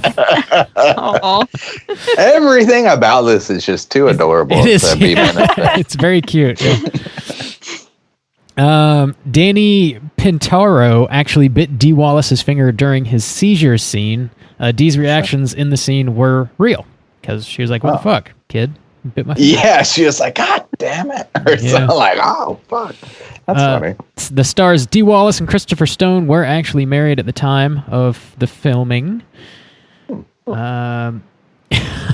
After the film, Dee Wallace went on record saying she hoped she'd never see another Pinto in her life, which is pretty funny. The fog in the scene where Brett encounters a sick Cujo was created by a naval fog machine. The smoke brought out the local fire department who feared the woods were burning. A naval fog? Why do they have naval fog machines? I don't know. Maybe for like testing or drills or something. Maybe. Yeah, I guess so. Just wear a That's blindfold. what I would assume. For espionage, that's why. Espionage. I wish when you were like leading up to that, I was like hoping. I was like, I hope they say like 50 fog hogs or something crazy. Man, with 50 fog hogs. Bob's a fog hog fiend, aren't you, Bob? You still got that classic fog hog? Yeah, I got the fog hog. Ooh, yeah. That's what Remote controlled. Hit it from across the room, baby. That's like probably one of Bob's most prized possessions. It is. The last bit of trivia I'll read here. Apparently, Stephen King was inspired to write this story when he met his mechanic's intimidating dog while having his motorcycle repaired one day. So, there you go. I guess Stephen King's just doing coke, riding his motorcycle around in the 70s and the 80s. Sounds bitchin'. Bitchin'! Yeah. Fuck yeah. Good on Stephen King though, because he seems like that dude who's able to just like take it. I mean that makes complete like, oh, I saw a menacing dog today, and what if I was just stuck in a car and I couldn't get out? And he made a book about it, and then they made a movie, and everybody knows about that. It's like, good on you, dude. Like, do all the coke you want, I guess. I guess. I mean, I guess. Damn. Cool. Yeah, let's all right, let's go hunting. Let's talk about some cooters. Let's finally Hunt do him it. down. Cooter of the week. Cooter of the week. Cooter of the week. Do you have it? Cooters. At least it's better than that shitty bump. Oh my, that other bump was Sorry. like a knockoff. It was like somebody trying to rip our style or something. It's like straight chilling knockoff Cooter of the week. We're ripping our own shit. Cooter of the week. I mean, I guess there's like two kind of candidates that I would think. I don't know. Anybody want to go first? Nicole, you want to have a crack Sure. at it? You know, So- you want to bust out your handbook? You've been listening long enough. When Bob asked me if I would be on this episode, my first thought was like, man, this is a great cooter movie. Like, Hey, there it's you go. great. Like, basically everyone.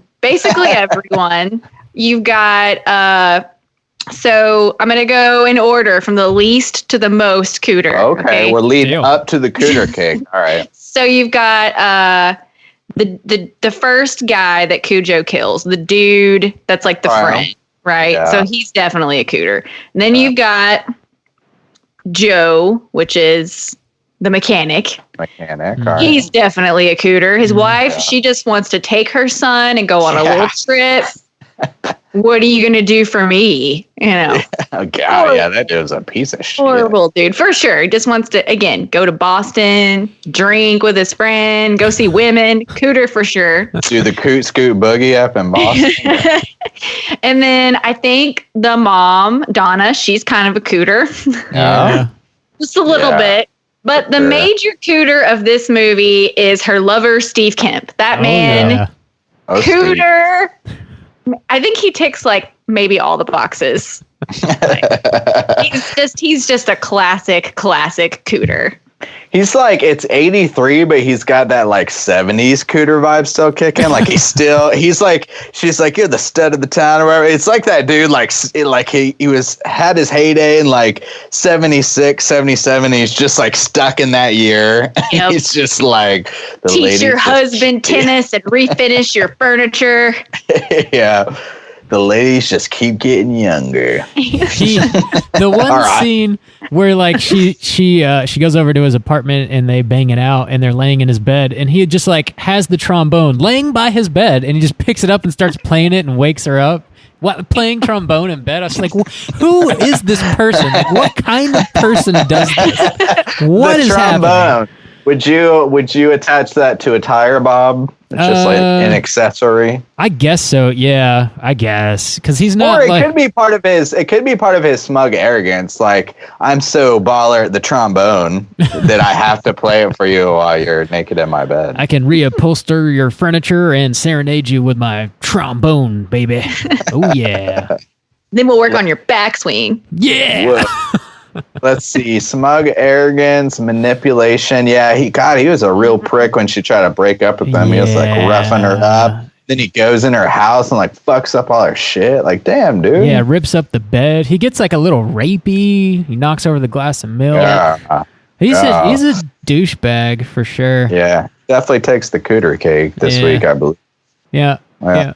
We got a winner. Yeah. What's Good call. Good call, Nicole. What was His his name's name? Steve. Yeah, he is Steve.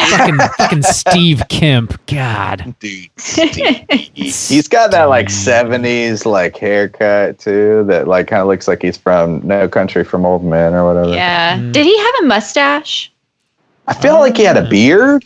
I think he had like the 70s blonde beard kicking. Yeah, I think you're right. I think he had a beard, but maybe not a So that mustache. kind of like bowlish cut or with that Yes. weird 70s style that I don't understand. Yeah, there was some weird hair in this movie for sure. Weird Yeah. hair.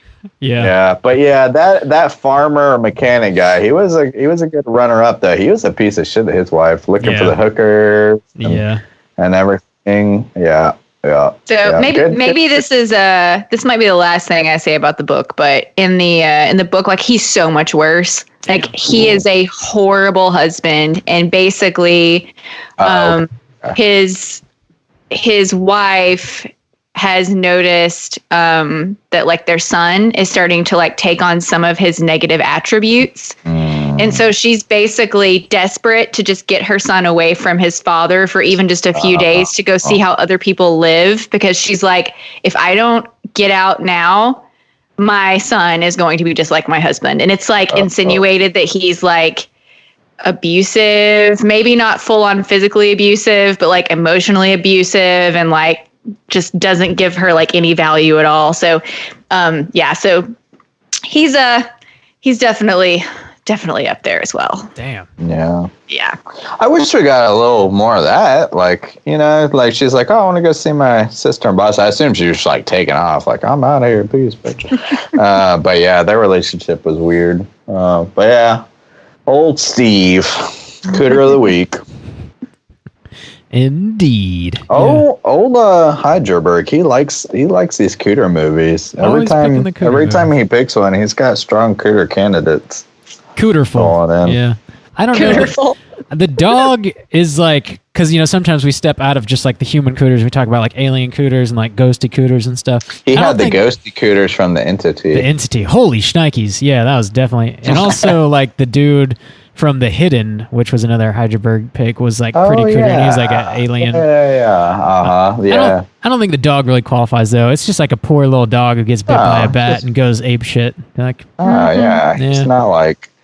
If he was like humping a leg, maybe, you know, at the beginning of the movie, maybe you could attribute some. If he lays into you, it's best to just let him finish.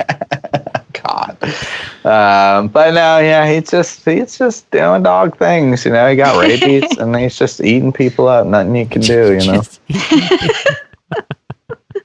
know. Just how nature goes. For sure. Let's go ahead and talk about some news.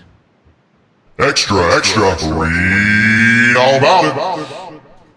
All right, so we got a couple new trailers that dropped this week we got to talk about. The first one's for another Blumhouse joint that's coming out on September 27th. It's called The Hunt. So the synopsis is as follows. 12 strangers wake up in a clearing. They don't know where they are or how they got there. They don't know they've been chosen for a very specific purpose. The Hunt. So yeah. I don't know. It's got Betty Gilpin in it. It's got some Hilary Swankage in it. It's got So Gilpin is she's in that Glow TV show on Netflix. I don't know if you guys have seen that before. That's the only thing I've seen her in. But I don't know. How did you guys feel? How'd you feel about this trailer here? I don't know. Like, I feel like my mind's just racing now. Like I think of like Escape Room, and I think of like Hostel, and I think of like the Belko Experiment, and I guess it's just like that whole like the elites are like taking us and they're doing whatever they want. We're gonna fight back. It's just like, I don't know. It's a little worn out. It's like, and to have that in the trailer to like tell me like the elites are hunting us, and it's just like there's no subtlety to it. There's no like that. It just looks kind of like, nah, you know. Yeah. Okay. Yeah. You know. I don't know. I definitely dig the most dangerous game, you know, man hunting man kind of story, and so I like the premise quite a bit, and it's not anything new. I don't know if from the trailer I'm excited about this adaptation of that particular story. Yeah. But I mean, I do like the premise, so who knows? Yeah. Yeah, and I like that general like premise too. You know, you think like it's got the potential for. I think the problem is it's got the potential for like great character development and like story like development. And one of the things that makes me think of from like Game of Thrones is like Ramsay Snow, and like how that's kind of his thing. He loves to like hunt people, and how that led to like such like an interesting character and how he like dealt with characters. But I don't think that's going to be this movie. This movie is literally like, we're the lower people and we're gonna like fight back and we'll triumph in the end. And I know the beats of this story. Like I could almost like write it out right now on a napkin and it would be like, I feel like 85%. Definitely not on a piece of paper though. True. Yeah. No, It would be on a napkin. Yeah, it looks pretty basic studio. You know. Yeah.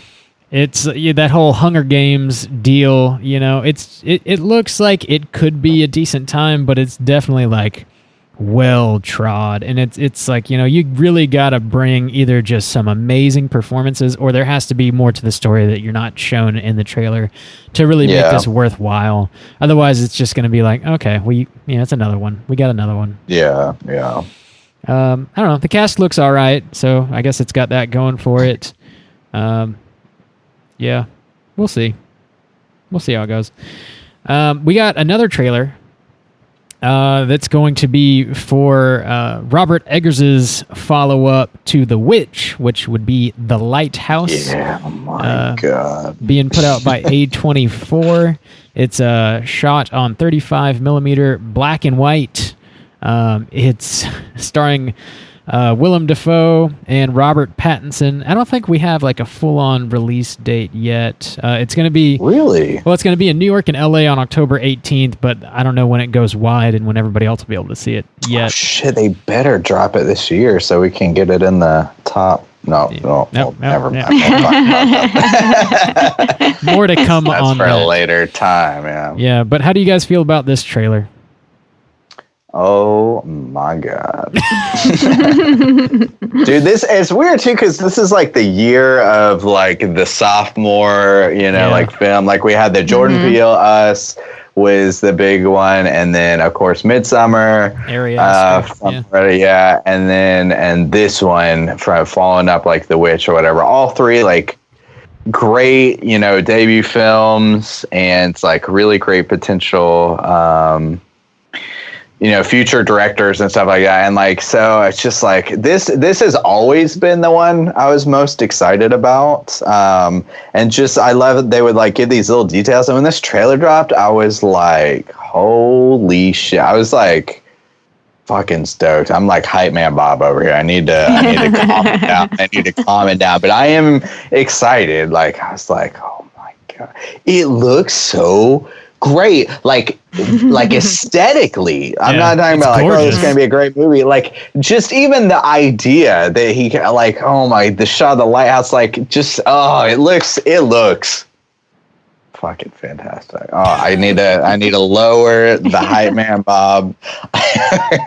Can't automatically label it number one of the year or whatever, but I'm excited. I thought the trailer was great, and fucking Willem Dafoe, like, I mean, all the little details about this movie like seem amazing. Yeah, I agree on all fronts. Like, it will be difficult to mess up this movie. Yeah, like the cast is great. I love that it's black and white. It's going to be slow burn and trippy. Like, I think it's going to be beautiful. That's what I think.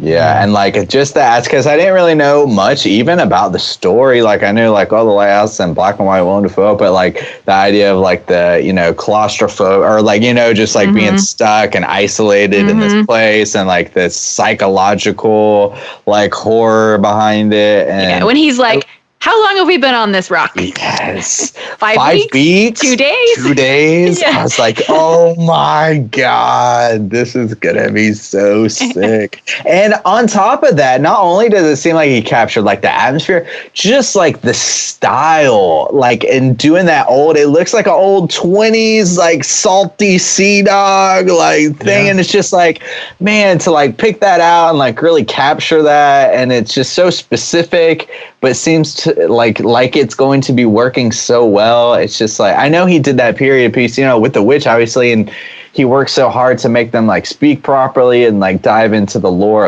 of that era. And it's just like, man, I hope he kind of keeps doing these things because they're like super interesting. Oh man. Yeah. Great. It's set in the it's set in New England in the 1890s, and it just looks like gorgeous. I love the detail that he takes to make these guys. Like, there's like, if you see the still that's been going around with the two of them in their costumes, it looks like literally just a photograph from the 1890s of two lighthouse keepers. It looks like so spot on. And these freaking Willem Dafoe just really, when he puts his mind to a character, he can do no wrong. Like, I can't wait to see their performances in this like gorgeous photography. I am wildly excited about it for sure. I want to just like take stills from it, just from the trailer, and like frame them and have them hanging on my wall. Yeah. Yes. And it looks like it might have some like creature stuff going on. You see some tentacles and squirming around and whatnot. It's going to be evil mermaid in there. Oh, hell yeah. Oh, dude, that would be awesome. Holy Yeah. shit. Oh my God. I haven't even considered these like things. Like, oh, man. Oh my God. I'm so excited for this movie. Yeah, I'm stoked. So hopefully we'll get that sometime later this year. Maybe we'll get it in November. Who knows? Squeeze it in before the year ends. Hope so. The last bit of news I have here, James Wan is in the news again, but this time it has nothing to do with the Wanaverse. It also has nothing to do with Aquaman, surprisingly. Okay. So fine too, I guess. yeah, his next movie is apparently going to be, quote, an original horror idea with, quote, old school practical effects.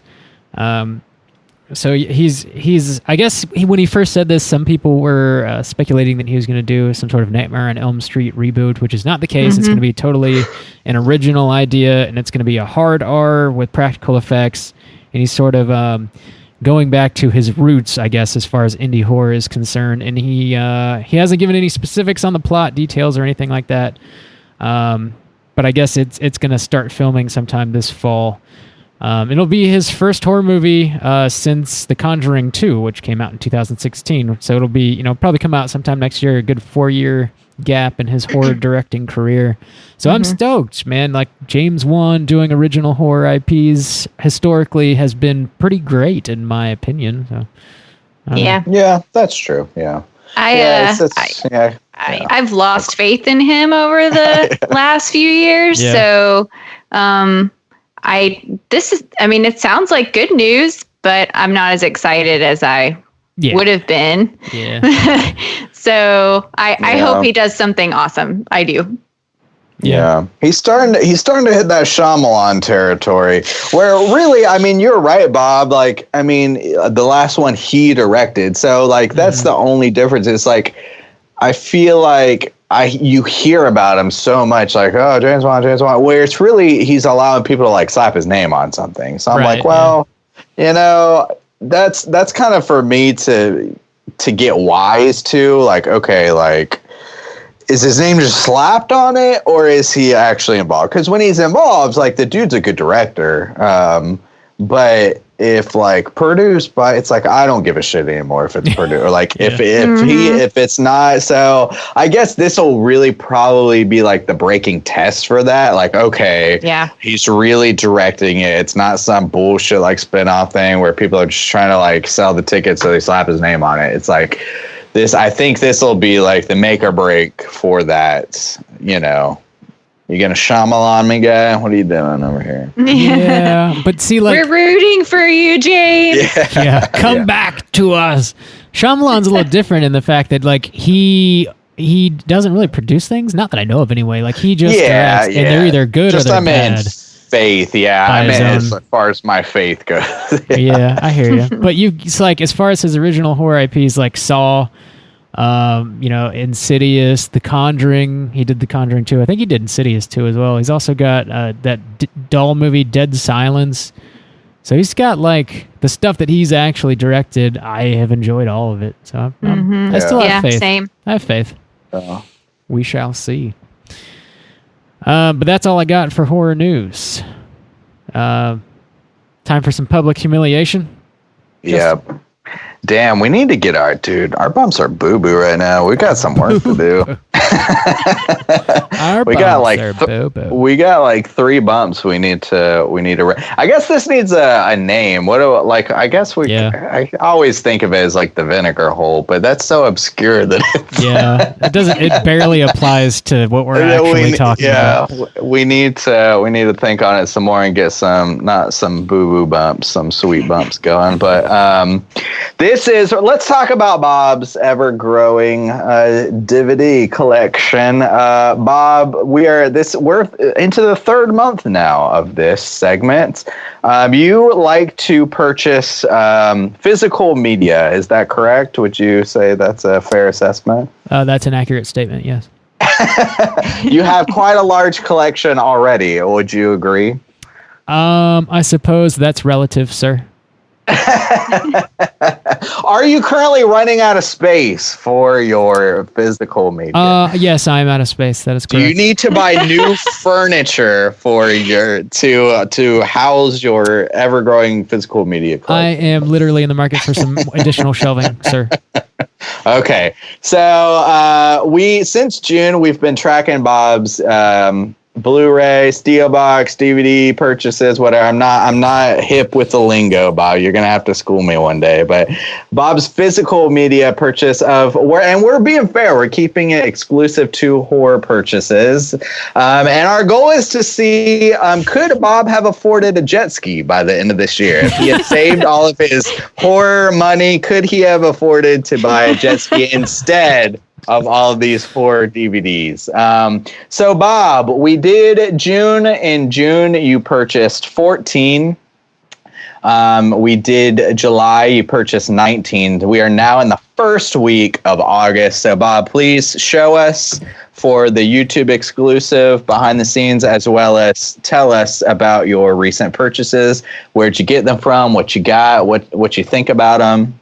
All right. What you got, Bob? First week of August. We're going to start off. There's all right. Okay. I'm counting 1, 2, 3, 4, 5, 6. Yeah. We starting with 6. Yeah. So got 6 here. Okay. So I got largely what I have here. A couple of these are not horror movies, but like I said, I wanted to kind of go back into Carpenter's filmography and work through some of the stuff that I hadn't seen before. So I picked up some of the releases that Scream Factory's put out there. Like I mentioned, they've put out the majority of his catalog. Okay. But I already mentioned Someone's Watching Me. That was the movie he made right before Halloween. I picked that up. I also picked up Village of the Damned, Escape from New York, Memoirs of an Invisible Man, which I haven't watched that yet, but it's a Chevy Chase starring comedy where he is like the Invisible Man. I think it's more of like a comedy drama, I guess, is what I get from it. But like I said, I haven't seen it yet. Also Starman, which I believe is more of like a romance, but it's a John Carpenter joint. Okay. And it's the only movie that Carpenter has made that has been nominated for an Oscar, and it was for Jeff Bridges' performance in it. So apparently it's a pretty solid Carpenter joint if you're into that. And I also I don't remember when I got Last House on the Left. I don't remember if I talked about that last week or not. I feel like you did. Okay. I feel like you did because we were trying to pick out the horror ones then too, and I think Randy made a joke about it not being horror. So that's just 5 for this week then, and really 2 of those are not horror movies. So, but you consider whatever you want. Okay. So you said, we'll keep it fair. All right. So we're starting off slow, Bob. Damn. August, only 3 DVDs. We'll only count 3, I suppose. First off, they are all Blu-rays. Okay. If I am to school you. School me, Bob. Is Blu-ray, is that like the bottom? Is that like the basic? You don't get anything lower than Blu-ray, right? Well, yeah. Sometimes you have to purchase things on DVD because they haven't been ported over to Blu-ray yet, or you've got to, yeah. Well, if you want it, yeah. You got. Okay. You gotta. All right.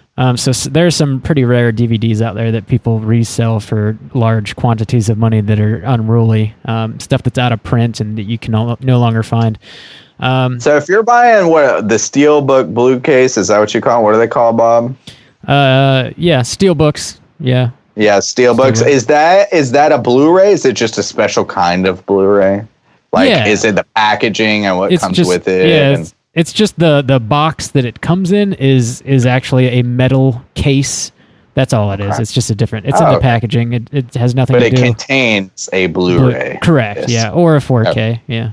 Or a 4K. Okay. Yeah.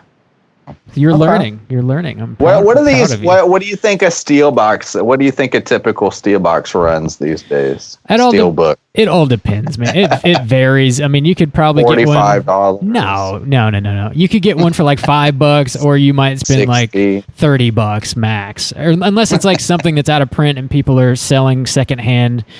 And they get crazy with it, and you might get it for like $50 or $100. Like eBay nerds go wild, you know. Do you get like a sweet like insert in the steelbook? Like, do you get like something really cool, like the lyric book or something like that? Sometimes it just depends. Or is it just metal? It's just metal. Yeah, you might get like a poster with it, or a book with like essays in it, or like, you know, behind the scenes photos, or lobby cards, or, you know, people like Arrow. You need to get back on that. You need to get back on that YouTube series, Bob's Blu-rays, and tell us what's coming in these steelbooks, Bob. What's exclusive? What are we getting here? You're right. So you said most of these came from Scream Factory. Yeah, they actually all did, with the exception of Last House on the left. That was an Arrow steelbook that I believe is exclusive to FYE. Like, you can only get it in stores at FYE.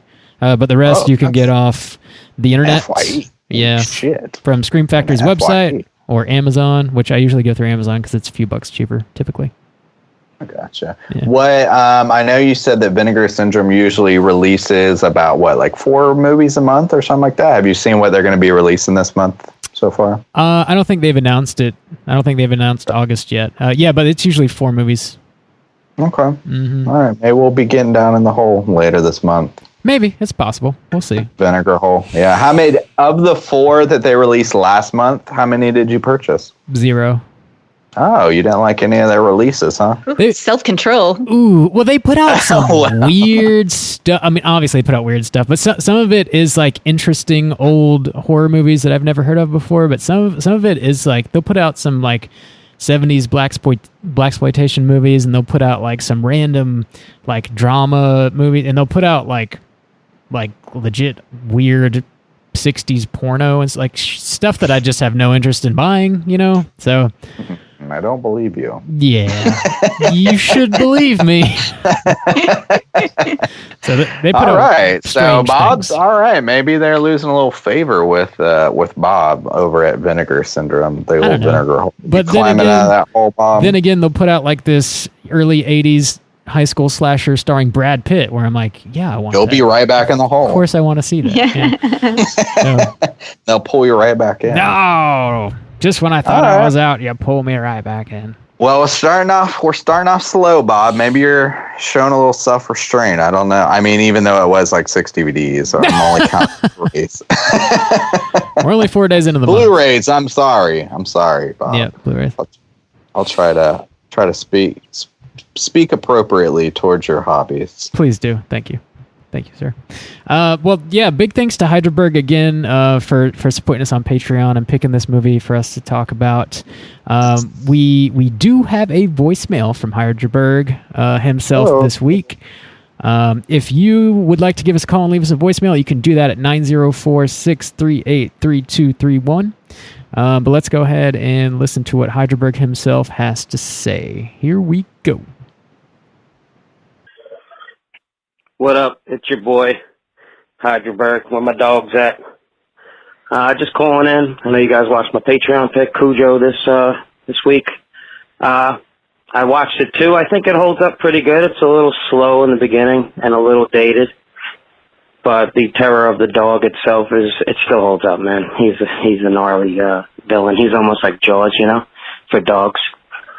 I really like it. It's one of the 2 movies that my mom got me into for horror, was that in The Exorcist, and I think The Exorcist is top 3, obviously. But Cujo's pretty good, and I hope you guys liked it. I don't know that Cujo himself is a cooter. He's just a dog. Maybe the guy that the mother sleeps with, he could be considered a cooter. I mean, he did rip up the bed, and he is a little bit of a deviant. He's got that funny beard. I don't know. Yeah, I really hope you guys just enjoyed it. And, you know, Max gives it 2 paws up, just so you know. All right?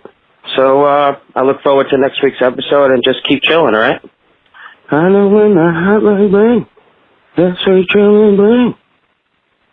I got only one thing. That's straight chilling bling. I like it. I know. See, even the listeners are trying to get in on these bumps. Bob, what is this segment called? Do we even know Hotline anymore? Scream. It's called Hotline Scream. With a Hotline Scream.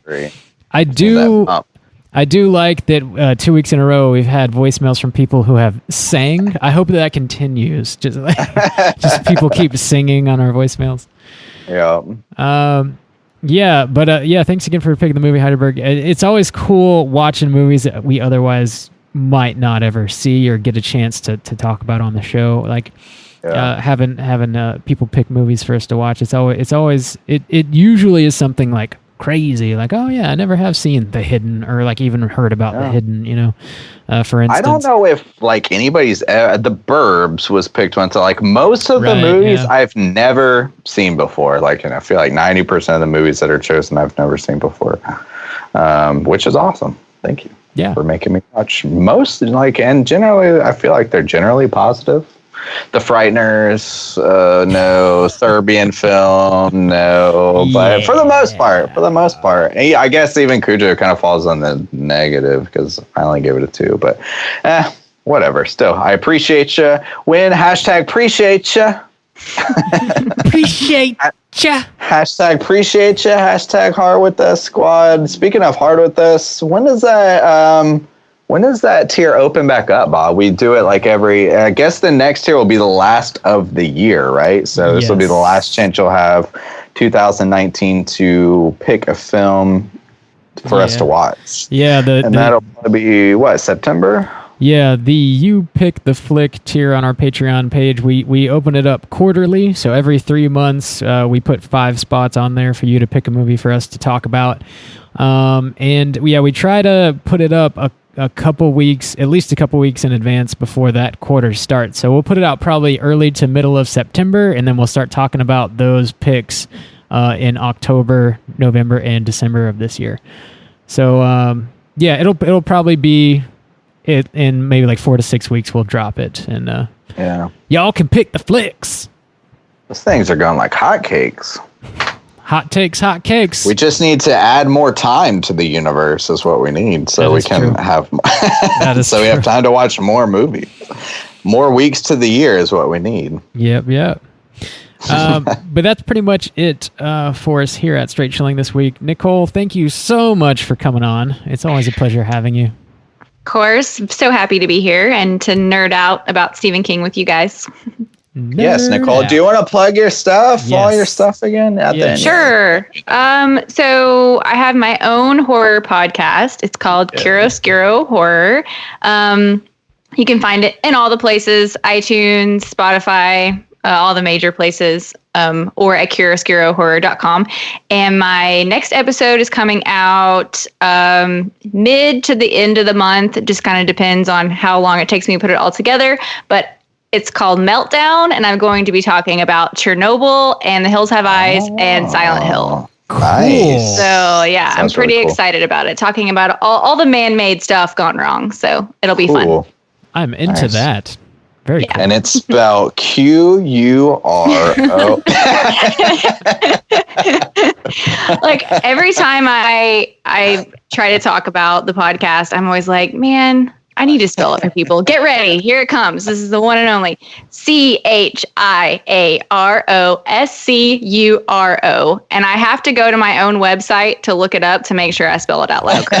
So it's not great for branding, but it's a fun name. So yeah. And it gets your point across well. So you got that going for it. Thank you. And also, people might learn a new word. You never know. Yeah, there you go. Education. When I was in town, I asked Bob, we were like driving, we were cruising. I was like, hey, Bob, what does chiaroscuro mean? So we were talking about you, Nicole. Oh, did he know? Leisurely drive. He said it was an art term, black and white, right? Yeah. Yeah, basically, it's like a technique that a bunch of Italians back in the day used, and they would do super, super dark darks and super, super light lights to create this super dramatic effect in their paintings. And they were usually, not your typical like Monet water lilies. We're talking about like, the one that's on my website, it's called Judith Beheads Holofernes, and it's a woman cutting a guy's head off.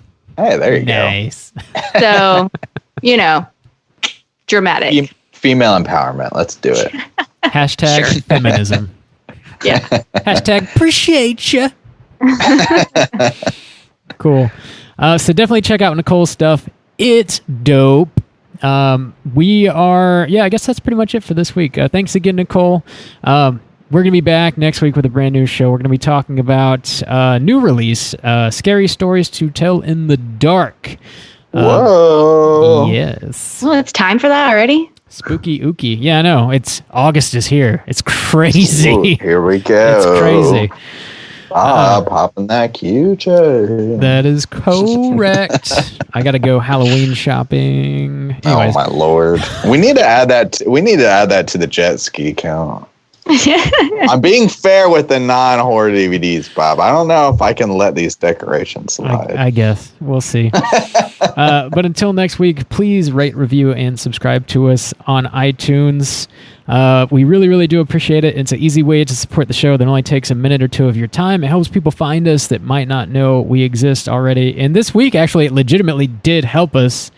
There's like, on Apple podcasts, there's shows that are recommended. There's underneath like certain types of podcasts, I guess. So underneath like the TV film podcast, we're up there, which there's only a handful of shows. I don't really know like how you go about getting on there, but we were like recommended on there, which is kind of cool. We somehow stumbled into there. Yeah, we obviously don't know how. Don't know how to do that. But thanks to everybody who left us a good rating and review, because that shit really does help.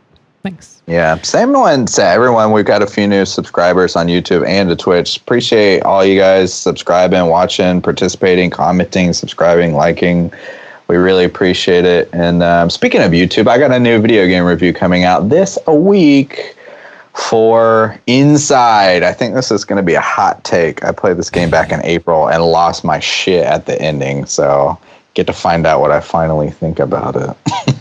Mr. Hot Takes, Mr. Hot Cakes. Mr. Hot Cakes over here. You can also find us on the Twitter at str8_chilling. We're on Instagram at Straight Chilling Podcast. You can send us an email through the website, straightchillingpodcast.com. We also have a Slack channel. If you want to join us on that, just hit us up on one of our social media sites and let me know, and I'll send you a link so you can do that. We talk about the movie of the week, talk about spooky TV shows, we talk about music, we talk about news, we talk about all kinds of fun stuff. Check us out on the Twitch and the YouTubes, and I think that's everything we have to shill. I think so. Yeah. So until next week, as always, everybody, please keep chilling.